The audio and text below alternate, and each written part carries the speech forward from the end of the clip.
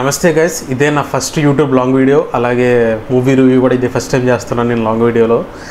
So ఫస్టే ఒక వజ్రం తగిలేసింది నేను ఏం చేయలేను. ఒక విజువల్ వండర్ని ఎక్స్పెక్ట్ చేసి వెళ్తే విజువల్ బ్లెండర్ని ఎక్స్పీరియన్స్ చేసి వచ్చాను లిటరల్గా. 3D సినిమా చూసాను. 3D అయితే నిజంగా చాలా బాగుంది. కొన్ని ఫైర్ షాట్స్ కానీ, వాటర్ షాట్స్ కానీ, బుల్లెట్స్ మీదకి వస్తున్నట్టు చాలా రకాల 3D షాట్స్ ఉంటాయి. నాకు చాలా బాగా నచ్చాయి. ఆ 3D షాట్స్ కోసమైనా సినిమా చూడొచ్చు. స్టోరీ గురించి మాట్లాడుకుందాం. ఒక మగధీర, ఒక దేవర, ఒక ఇస్మార్ట్ శంకర్, ఆ 3 కలగలిపితే కంగువ. అట్లా ఉండదు అనమాట.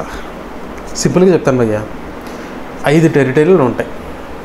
ఒక దాంట్లో వాటర్, ఒక దాంట్లో ఫారెస్ట్, ఒక దాంట్లో స్నో, ఒక దాంట్లో సంథింగ్ అలా 5 ఉంటాయి. ఇప్పుడు దేవరా సినిమాలో 3 కొండలు ఎలా పక్క పక్కన ఉంటాయో సేమ్ అదే కంగువ సినిమాలో కూడా 5 కొండలు దగ్గరగానే ఉంటాయి. కాకపోతే మధ్యలో వాటర్ ఉంటుంది. ఓకే, ఒక దాంట్లో స్నో ఉంటుంది, ఒక దాంట్లో వాటర్ ఉంటుంది.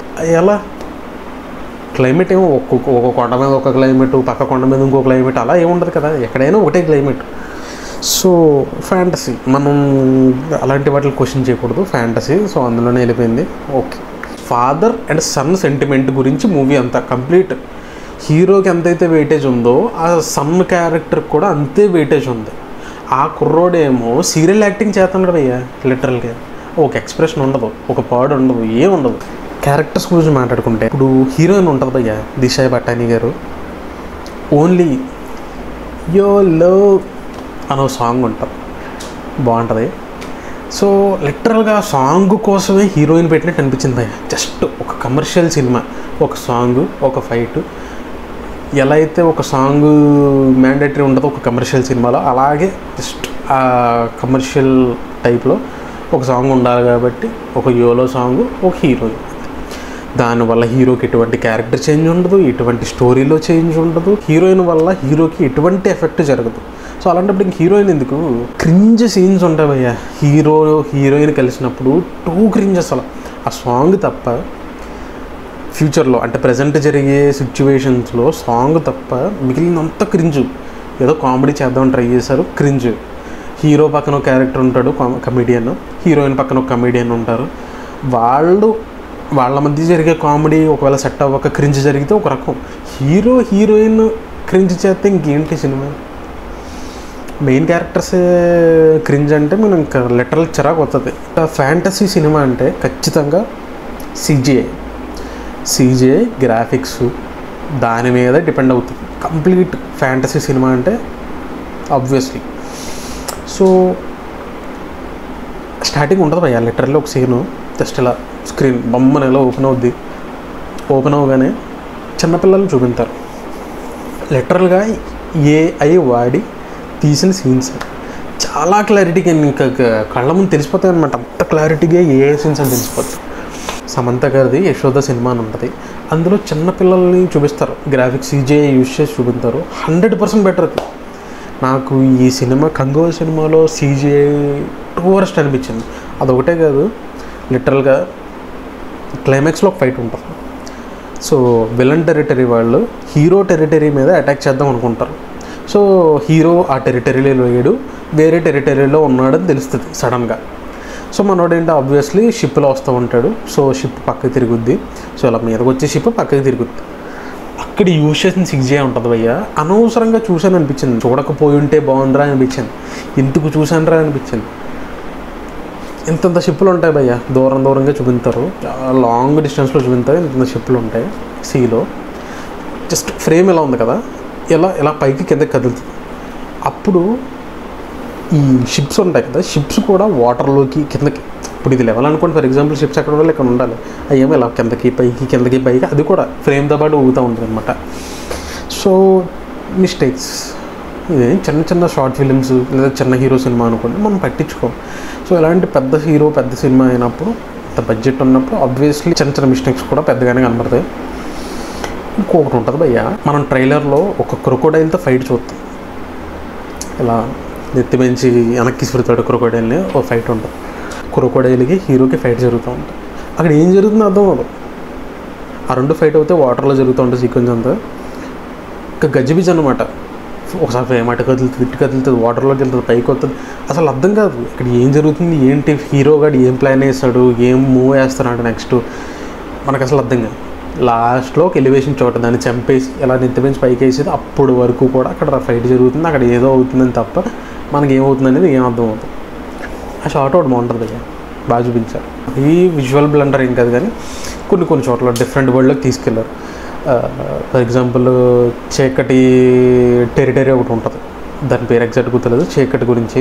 అంటే అందులో యానిమల్స్ అవి ఎక్కువ ఉంటాయి అనమాట, వైల్డ్ యానిమల్స్ బాగా ఎక్కువ ఉంటాయి, అందులో ఎవరు ఉండరు. అక్కడ అది బాగా చూపించారు. అందులో యానిమల్స్ కానీ, అందులో విజువల్స్ కానీ, ప్లేస్ కానీ చాలా బాగుంది. అది నాకు బాగా నచ్చింది.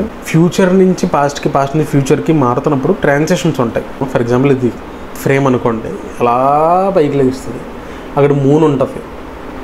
ఇప్పుడు ట్రాన్సాక్షన్ అంటే ఎలా ఉండాలి? ఫర్ ఎగ్జాంపుల్ ఇక్కడ మూన్ ఉందనుకోండి, నెక్స్ట్ షార్ట్ ఏదైతే ఉందో, ఇప్పుడు మనం ఫ్యూచర్లో ఉన్నాం, పాస్ట్కి వెళ్తాం, ఇక్కడ మూన్ ఉంది, ఏమవ్వాలి? అక్కడి నుంచే పాస్ట్లో ఇంకొక మూన్ ఉండి అక్కడి నుంచి అలా జూమ్ అవుటో లేదా అక్కడి నుంచి ఫ్రేమ్ కిందకో ఏదో ఉండాలి.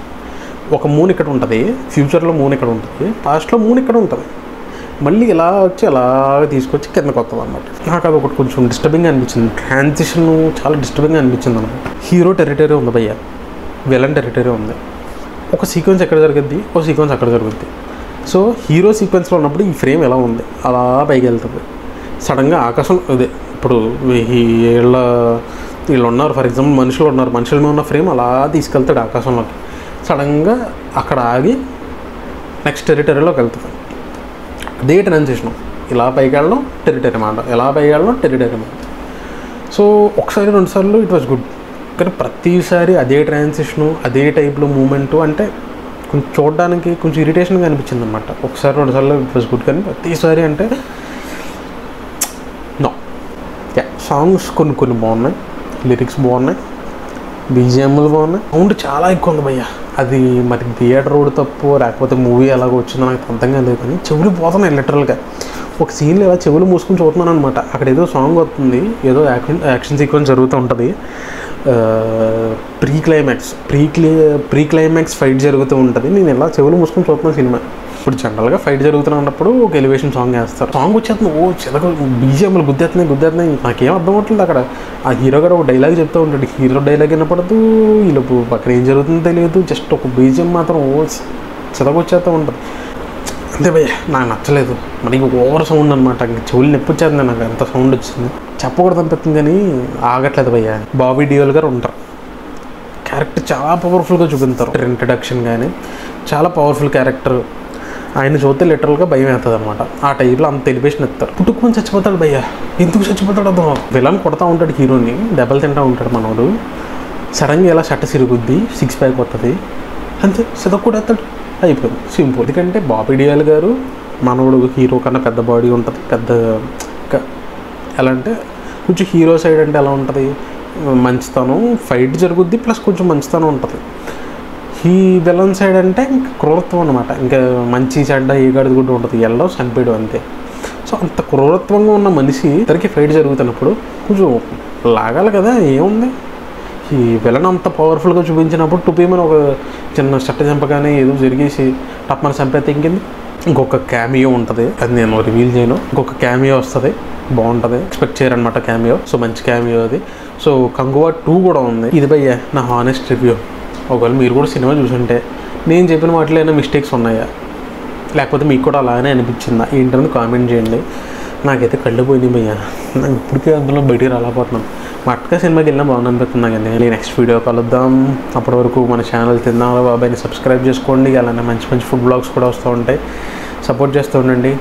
బాయ్. హీరోకి విలన్కి ఫైట్ జరుగుతుంది, అప్పుడు ఏముండాలా, మంచి సస్పెన్స్, అరే నెక్స్ట్ టైం అవుతున్నా అని సస్పెన్స్ లేదు. ఆబ్వియస్లీ హీరో గెలుస్తాడు, ఏ సినిమా అయినా హీరోయే గెలుస్తాడు, మనకు తెలిసిందే. కాకపోతే నిద్ర వస్తుంది నాకు. కేజీఎఫ్ ఉందండి, సలార్ ఉందండి, అయ్యి సెంటిమెంట్లో అయ్యి డ్రామాలే, కాకపోతే ద వే ఆఫ్ ఏమంటారు రిప్రజెంటింగ్, సో అది మిస్ అయింది. నాకైతే సినిమా యావరేజ్ అనిపించింది.